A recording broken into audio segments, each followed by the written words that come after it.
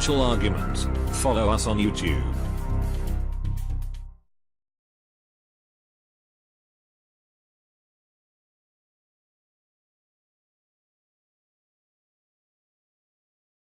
I have a very special interview for you guys today, especially one of the most important interviews we'll do in the second half of 2017 going into the rest of the year. There are some huge fundamentals, underlying fundamentals supporting the precious metals, a higher precious metal price in the near term and the long term. And I've got the two best guys that I know of to speak with specifically about silver and the precious metals in general. Our first guest is a top expert. In fact, if you're looking for the most original content, I would suspect that many other analysts are using his original content to create derivative analysis of their own. But really the source in a lot of the best silver research out there right now is consistently coming from the SRS Rocca report with Steve St. Angelo. And the second guest is somebody who is nobody needs an introduction to this guy if you've invested in anything with silver.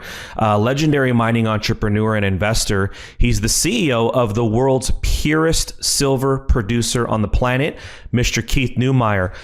First, Steve with SRS Rocca Report. Thank you for joining us today.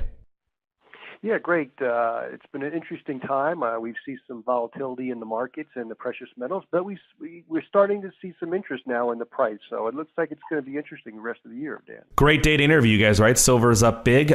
Keith, with First Majestic Silver, trades on the New York Stock Exchange under AG. Thank you so much for joining us.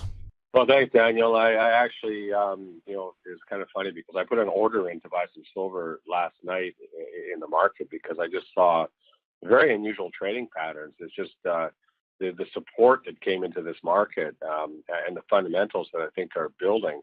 I think there's some big money coming into the silver sector, and the move overnight and then today. Unfortunately, I didn't get filled on my order, but I was very close. I was only 5 or 10 cents away. Well, this is going to be a great interview. If anybody's invested in physical silver or the mining shares or just interested in silver or macroeconomics, both of these gentlemen are the go-to guys. Keith NEUMEYER, let's start with you. Between the strikes, a stronger peso, and higher energy costs, First Majestic Silver reported a reduction in earnings and silver production. My question to you is, are the mine strikes resolved? And secondly, for the higher energy costs, is this a problem that can be resolved only with a higher silver price? Well, we could talk for probably half an hour on this topic, Daniel, but the strikes that have taken place is just really a culmination of what's going on in Mexico. Unfortunately, the current government increased taxes to the entire population. Income taxes, that is, and also they increased energy costs. So, the oil price or the gasoline price at the gas station increased by 30% in January of 2017.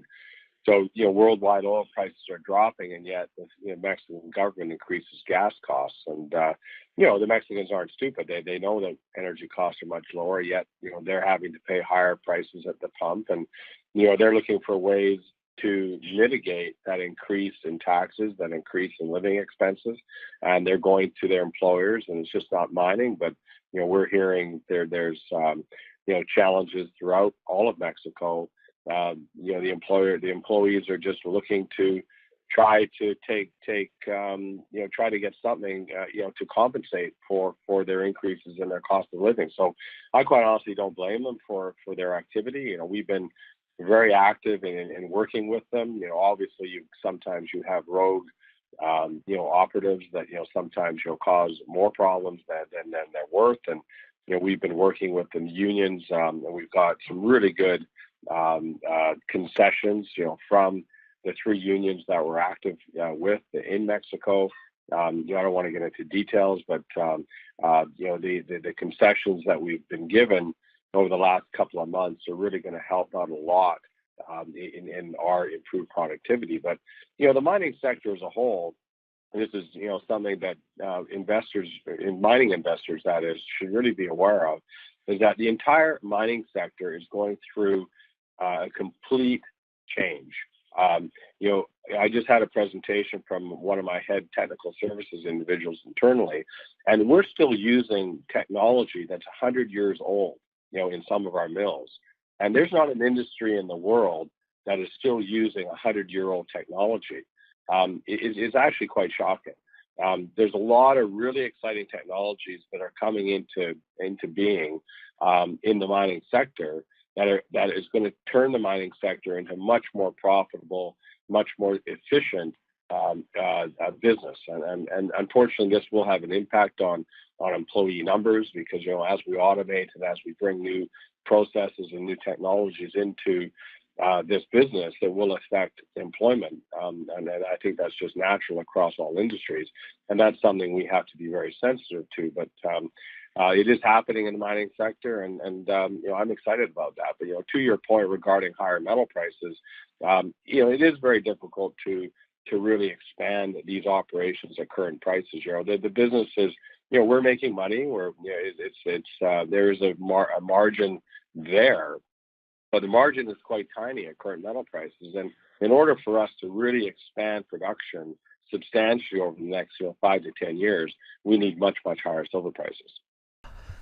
Steve, you recently reported on the silver production plummeting for some of the top silver miners. Is this in line with what you've been forecasting with your own research, or do you see these as a temporary situation? Yeah, Dan, for the most part, that was more of a curveball, a wrench thrown into the engine of several of the mining companies. And Keith explained some of the reasons why for First Majestic, but this is also true for Heckler. They're dealing with a strike at the Friday mine in Idaho. And then we have the big shutdown of Tahoe's Escobal mine, and that's a big one because that one mine's producing over 20 million ounces a year. But they may have more issues because it's a much different situation than what the Mexican people are dealing with in Mexico than what's happening in Guatemala. But I will say this: I think silver production in the primary silver mining industry, if we remove this temporary setback, will actually continue to actually be stable or even grow. Because I know Andover Silver, they planned on still growing production. They're just dealing with some issues now. But some of the mines like Silver Standard and most mines are still dealing with falling ore grades. But that being said, I do think overall primary silver mining production will continue to be stable or slightly grow. Where I see the problems, and we could talk about this maybe, but I see the problems coming in the base metal mining industry. And you know, 70% of silver production comes from base metal and gold production. I think 54% or 55% is from zinc, copper, and lead. When the markets really start to crack from all this inflation, all the very inflated markets, I do see reduction in the base metal prices. I do see falling off base metal production, which will bring down the silver production, global silver production. But I do think the shining light when that happens, Dan, is going to be the primary silver mining industry. Well, let's kind of focus on the primary silver industry real quick, since you both brought it up. And we'll start with Keith. And this is kind of a controversial question. I'm sure your answers will be different. And Keith, I don't want you to upset anybody that you have to see every day on the streets of Vancouver. But let's talk about the primary silver producers, because I'll get a list and there's a handful of companies, a dozen companies or 24 companies. And every time I look at that list, I kind of just sit there and go, I'm surprised they still consider some of these companies primary silver producers. And I'm not going to mention any names unless you guys want to, but Keith, you might know this off the top of your head, but how many companies that are publicly traded, how many companies generate revenues of over 50% from actual silver sales? Because I know there's a ton of companies calling themselves silver miners, but actually they could just as easily call themselves gold companies or copper companies. Yeah, well, it really depends on how low you want to go down the ladder, Daniel, because, you know, there are small companies that are producing, you know, 50, 100,000 ounces of silver a year, and that's all they produce. But you know, 100,000 ounces of silver is, you know, a drop in the bucket. So, you know, for the, you know, North American publicly traded companies that are of size, there's really only two that are over 50%, and that would be Pan American and ourselves. Tahoe used to be there, but they're no longer there. They ended up buying a gold mine in Ontario, which changed their purity quite a lot. Silver Standard and Coeur d'Alene have long left, the silver producer category. Silver Standard is just in the process of changing their name. Wheaton Precious Metals, used to be called Silver Wheaton, is less than 50%. So, yeah, it's quite shocking, actually. When I put the company together, 2017 is First and Justice's 15th year in business, and there was legitimately a good handful of companies that, quite honestly, I looked up to, and were legitimate silver producers. But you talk to those CEOs today, and it's not like they did it purposely to get out of silver. They wanted to continually grow their business, and the only way they're able to grow their business is by buying gold mines. And it's interesting that gold mines are much easier to find than silver mines, and we're only that's a shocking stat when we're trading at 75 to 1, that silver mines are actually so rare. And we're only mining 9 ounces of silver for every 1 ounce of gold. So I think there's a complete disconnect in the marketplace, and eventually, the market will catch on to this phenomenon. Steve, since you started publishing your reports, which are literally the best reports, best charts out there, have you also been following this development where the reported primary silver producers, are not so much primary silver producers anymore? Yeah, it's true. Keith just mentioned that, and I would say this though: if you look at their revenues, and you'll start seeing that they're selling more gold, copper, lead, and zinc than they are in silver. But if you look at their silver compared to, let's say, zinc, or look at their silver compared to copper, they're still producing more silver than any of those individuals. But again, this is the issue. A lot of the big primary silver mining companies, they were big in the late 1800s and early 1900s, and now we just don't have a lot of them anymore. And so, to produce silver, you're bringing up a lot of ore that has a lot of other metals in it. And so it is true. There's a very handful of what we would call true primary silver mining companies. But you see, that's still not a negative thing. Even though, let's say, another company, a primary silver, is actually selling more copper, lead, zinc, and copper than silver, it's still producing a lot of silver. And I do think in the future, the primary silver miners, even though they have more revenue coming from the base metals and gold, I think they're going to do very well because they're much different than a base metal miner that's producing a little bit of silver and a lot of copper and zinc and lead. So I do see this ongoing change in this switch from primary silver to more. Let's just say it's a metal producer, which is producing a lot of silver. That's actually another way to describe a lot of the primary silver mining industry.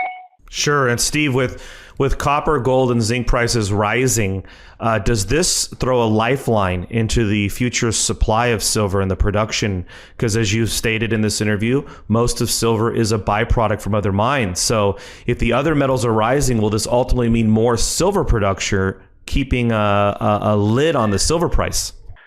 Well, it may be temporarily, because I look at the markets today, they're being propped up by central bank intervention, massive asset purchases as well as money printing.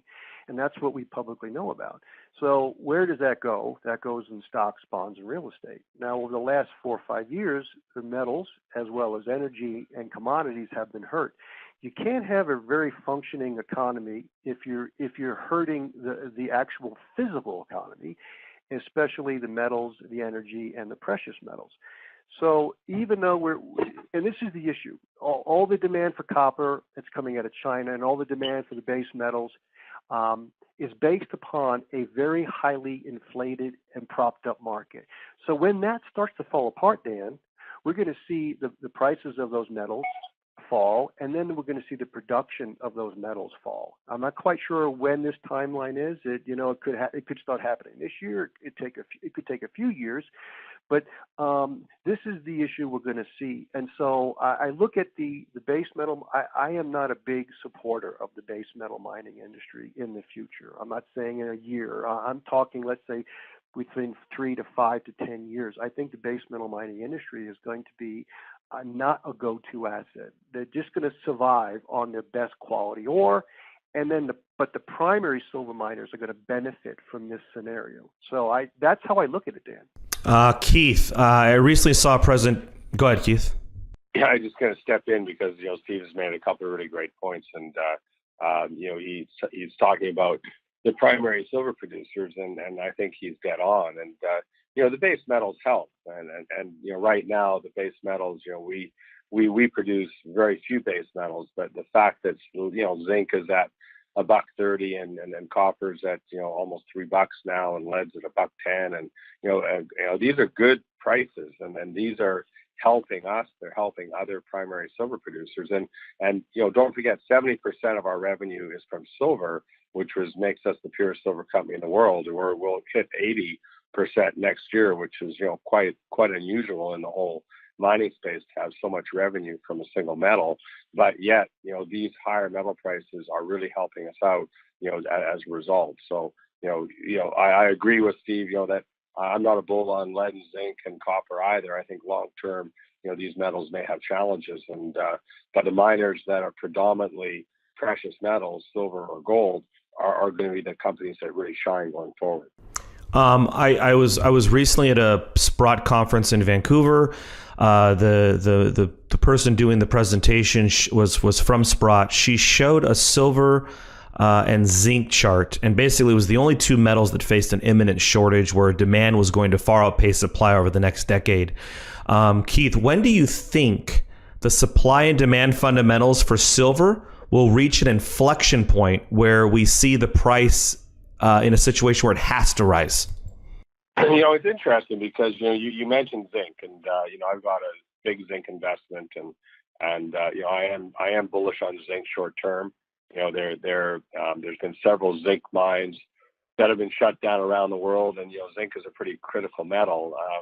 There's some analysts out there that are thinking that zinc can go to $2, or I've even heard of higher numbers. And but the interesting thing about zinc is that it's a pretty common metal in the Earth's surface, and it's just a matter of delay by the time investment starts to the time production can increase.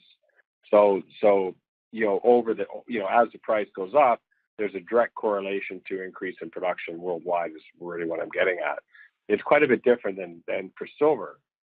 Silver grades, silver production, silver is rarer than I think anyone really takes into consideration, and it doesn't have that same relationship. And I think First Majestic and many other miners out there have proven that. We're increasing investment, and a large investment. We're increasing investment by 100% compared to a couple of years ago, and our production is still declining. We hope that that's going to change. We're optimistic that through development, through exploration, and our technical guys are pretty smart at what they do, and we're optimistic that we'll start to see increases in production in 2018 and 2019 and beyond. But it's not that same relationship. And what we have happening in the silver space is we actually have increased consumption. We don't have the same dynamics in zinc where we're seeing increased consumption of zinc. We just see a short-term supply concern or supply constraint in zinc due to lack of investment and low prices over the last few years. But the silver is actually extremely rare, and as we're increasing consumption of the metal, production is having a real challenge in keeping up. And I think that dynamic is going to converge, and that's going to hit headlines. I don't exactly know what the catalyst is going to be. I've said a couple of times, I think it's going to be supply disruption. I think that, Sony or Apple or Toyota or, one of these big consumers of silver are going to just stop producing, their product because they can't get the metal. And that's what's going to hit the mainstream. That's going to hit the headlines. And all of a sudden, the world's going to wake up and say, hey, silver is way rarer than people think it is. Ultimately, the audience is dying to they're focused on price, right? They want to know what's going to happen in 2017. If has it bottomed? And let me just start off with this, Steve, to you. What, in your opinion, is more influential to the silver price? Supply and demand fundamentals, central banks, or energy? That there's two ways to answer that question. And Keith was talking about what we have been looking at the silver market, and I call it the more orthodox view of silver, which is based on supply and demand. And this is also the Austrian School of Economics. They look at supply and demand. And yes, it is true. So we saw this with rhodium about a decade ago. It just went ballistic because of the demand for rhodium. And so there is a definite point when, with all the solar demand for silver, all the bacterial hospital use for silver now, there's probably going to be a lot more demand for silver as we're starting to see an overall decline in production. So that should impact price. It should. But the unorthodox reason, and this is the biggest reason I look at, is that, to me, the biggest factor of silver has been energy. Even though supply and demand, Dan, and I agree with Keith, offers the price, let's say the price of silver and commodities, metals and energy, that's short term. So if you would take energy or corn production or silver production and you look at it over a 20, 30-year period, that cost or that price of silver is based on energy. It's based on energy in all forms, which is labor, which are supplies, materials, and capital. Most of the capital expenditure comes all the way back from all the energy in all forms to make that capital. And so, but what I see going forward, it's the central bank intervention now. Central bank intervention has destroyed the real fundamental value of gold and silver, because you see, silver and gold are not really based upon their cost of production. They're not consumed like corn. They're not consumed like energy that is burned and gone. They're saved, and there's a lot of it that's being saved. So they're used as money. They are competing with the 300 plus trillion assets out there of stocks, bonds, and real estate. And those are being inflated by the central banks through asset purchases. So I look that right now, the fundamentals of gold and silver are still being based upon cost of production and some supply and demand. But in the future, when energy becomes really problematic, and it will, it's going to cause huge disruptions in the value of stocks, bonds, and real estate. And that's when we're going to see the real store of value price of gold, especially silver, rise to levels that we can't think are manageable. And I have believed that now for years. Nothing has changed my opinion on that. Keith, same question. What is, in your opinion, the most what's the most influential on the price of silver? Supply and demand, central banks, or energy? Well, I think it's sentiment, actually. So I wouldn't pick any one of your three choices. It's interesting, Josh Crum, who I'm sure you know, with Gold Money, he draws a direct correlation with gold prices to energy costs, and it's an interesting thesis, and I'm not going to dispute that, but supply demand fundamentals have long left this marketplace, and we don't have a market globally in any market. I'm not just talking about metals, I'm talking about all markets where supply demand fundamentals make a difference at all. The markets, unfortunately, are driven by sentiment and headlines, and all the funds around the world, all the money around the world tend to chase the same trade. And that's why we have these huge gyrations in markets around the world, because everyone's doing the same thing. They're all educated at the same universities. They all have the same, algorithms. They all use, and they're all talking to each other on chat messages or telephones, and they're all, it's a very interesting marketplace that we're in today. Quite different than what we were experiencing back when I first got into this business.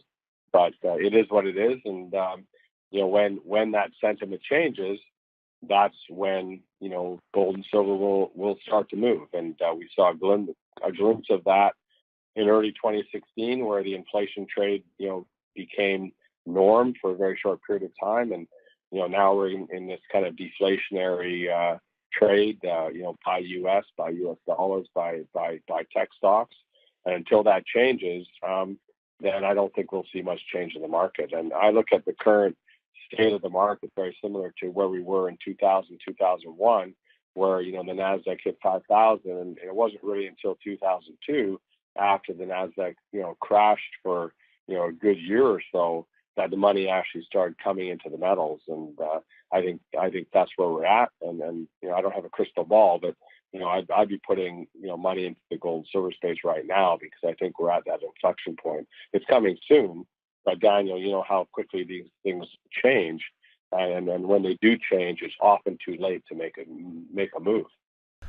All right, Keith, I want to move on to the what are your thoughts around the mining shares? Obviously, you've built $2 billion companies in this industry, with First Quantum Minerals and First Majestic Silver. I was talking to Rick Rule the other day. He said he's 100% confident that we're in the third inning of a bull market that started in late 2015. So with kind of closing out this discussion on silver and precious metals, what are your thoughts on the mining shares? Yeah, look, I respect Rick a lot. He's been in the business, probably, I think, around 10 years longer than I have been. And, he's seen at least one more cycle that I've witnessed in my 35 years in this sector. And I would agree with him. One interesting thing I think, investors forget, and then, of course, it's always said that investors have a very short memory. But if you go back, from 2002 to 2012, where gold started that rally from $250 an ounce to $1,900 an ounce, and an 8 times move. And you saw silver go from $5 an ounce to $50 an ounce, a 10 times move. There was several corrections during that period of time. And there was a couple of corrections during that period of time that are actually 50% corrections. And that's exactly what we've seen from the summer of 2016 to the summer of 2017 is basically a 50% correction. The action right now, I'm actually very excited about the action right now. I think that these stocks are basing out extremely nicely. There's lots of strength coming in this market.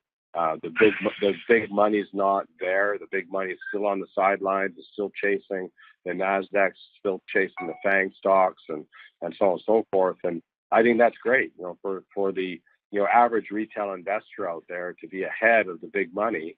I think that's critical. And I'm all in. I've said that 100 times. I was at the Frog Conference, with you as well, Daniel. And I think one of my presentations was why I'm all in. And I laid out over a 30-minute period my PowerPoint presentation and the reasons why I'm all into this market. And I set many analogies to where we are and where I think we're going. And a couple just off the top of my head, the top 50 mining companies in the world have a market cap of $800 billion. The top 5 high-tech companies in the world, which are all U.S.-based, of course, have a market cap of $3 trillion.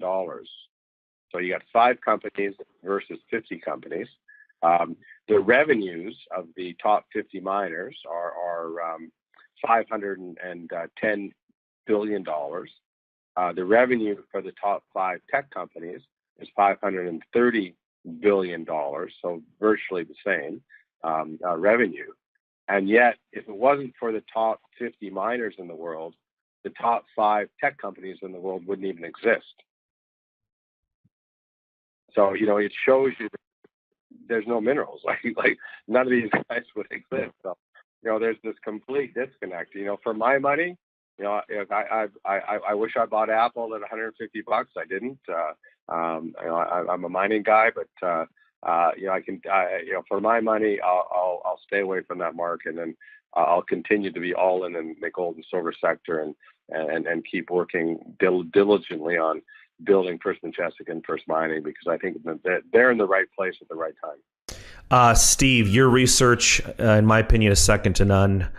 Can you give us any insight on what you are writing or researching right now that the market and precious metal investors aren't appreciating when it comes to the future supply of either gold or silver or both?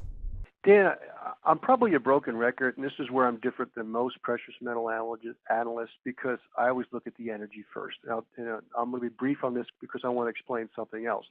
But all three of us in this interview can't do anything without energy. You can't drive a car. You can't run your business. You can't have any electricity at your home. So the energy comes first. So that's where that's the root thing. The root analysis always should be on the energy and how it's going to impact everything. So I'm going to continue to put out information how that's going to impact the economy, the energy industry, and let me tell you, it's really negatively impacting the U.S. oil and gas industry. That's going to be a big problem going forward, as well as the precious metals in a positive way. But I did come across some very interesting information that I think analysts in the precious metal community are overlooking. In 7 years, we had a $224 gold price in 2010. And this year, it looks like it's going to be about at least $1,250. It's going to be higher. But the scrap market has fallen. The global scrap market has fallen by 17 million ounces. It was 54 million back in 2010. It's only going to be 37 million this year. So a lot of people are selling a lot less gold into the market. So that means there's going to be problems with supply. And lastly, I haven't wrote the article, but even though U.S. gold ETF since last year, the quarter first of 2016 to 2017, the gold ETF in the U.S. industry market has been about the same. But we're seeing Germany and England. It's increased more than 250 tons. So and now this is different than precious metal investors who buy physical. This is this is institutions and retail investors, and that's a different market. So in just a year and a quarter, we're seeing a very big increase in German and British increase in their gold ETF flows. So that means there's a problem in Europe, and that's either with Russia, dealing with Russia, that's dealing with the European Union and their constant asset purchases and money printing. So I think there's a powder keg coming, and we're starting to see it out of Europe, and it's also the big demand out of Asia. So I look forward to seeing a lot more trouble in the economy. It's going to happen, and this is going to be very positive for precious metals going forward. And if anybody would like to read any more information, they can come to the SRS Rocker Report site. And I also have a new Patreon account if they want to support me there as well. All right, everybody. You really can't go wrong or have a safer bet than really going to these two gentlemen for answers on silver. Keith, of course, on the front lines, running the purest primary silver producer in the world, First Majestic Silver, which trades on the New York Stock Exchange under AG, and Steve St. Angelo, who's running the SRSRoccoReport.com, where I honestly see this as the best place to get research on silver. So if you're buying physical metal, or you're about to consider investing in the mining shares, you need to know what's going on fundamentally behind the scenes. And as far as I know, this guy is really the only guy coming up with really, really new stuff, rather than just rehash stuff. So, and I say that not to down anybody else, but just to give you guys an idea. This guy has some really killer research, so everybody should be checking out his website. Again, Keith NEUMEYER of First Majestic Silver and Steve St. Angelo of SRS Rocco Report. Thank you so much for your time, gentlemen. Yeah, thanks, Daniel, and follow me on Twitter, and feel free to go to First Majestic's website. And if there's additional information that is required, please give the company a call at any time. We're